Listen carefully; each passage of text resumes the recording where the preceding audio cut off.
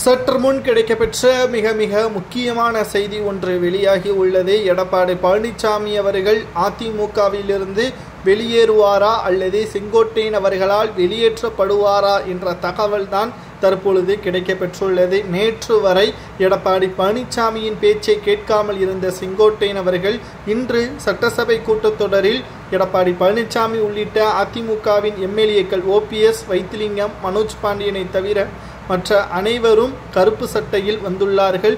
செங்கோட்டையனும் கருப்பு சட்டையில் வந்துள்ளார். இது அதிமுகவில் எடப்பாடி பழனிசாமியுடன் சமாதானப்படுத்தப்பட்டுள்ள பேச்சாக பார்க்கப்பட்டாலும் அதிமுகவிற்குள்ளே இருக்கக்கூடிய சில விஷயங்களை நாம் முதலில் தெரிந்து கொள்ள வேண்டும்.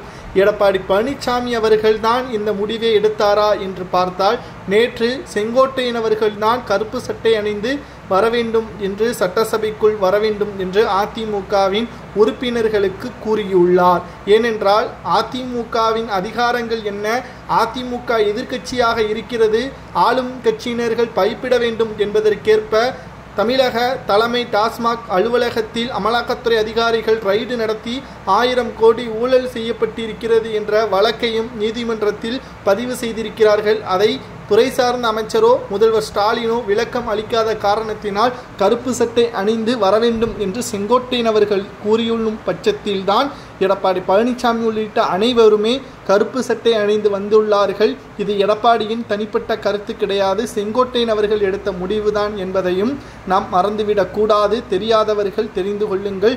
ஏனென்றால் அரசியலை 2 விதமாக பொதுவெளியில் பார்க்கக்கூடியவர்கள் தெரிந்து கொள்வார்கள். ஏனென்றால் அதிமுகவிற்குள்ளே நடப்பது மக்களுக்கு தெரியாது, கட்சி ரீதியாக இருப்பவர்களுக்கு மட்டும்தான் தெரியும். நாம் கட்சி ரீதியாக நடப்பதை பற்றி தான் பேசி வருகிறோம்.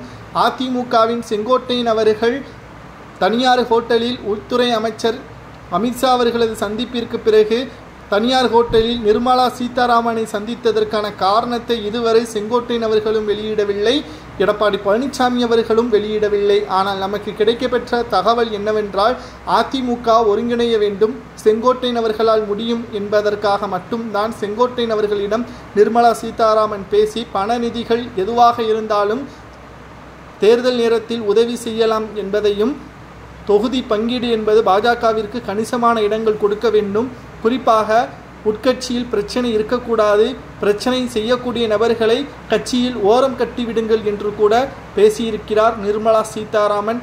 இதற்காகத்தான் தற்பொழுது இன்று சட்டசபையில் கருப்பு சட்டை அணிந்து வந்திருக்கிறீர்கள், நல்வாய்ப்பாக காவி சட்டை அணிந்து வரவில்லை என்று முதல்வர் நக்கலாக பேசியிருக்கிறார்.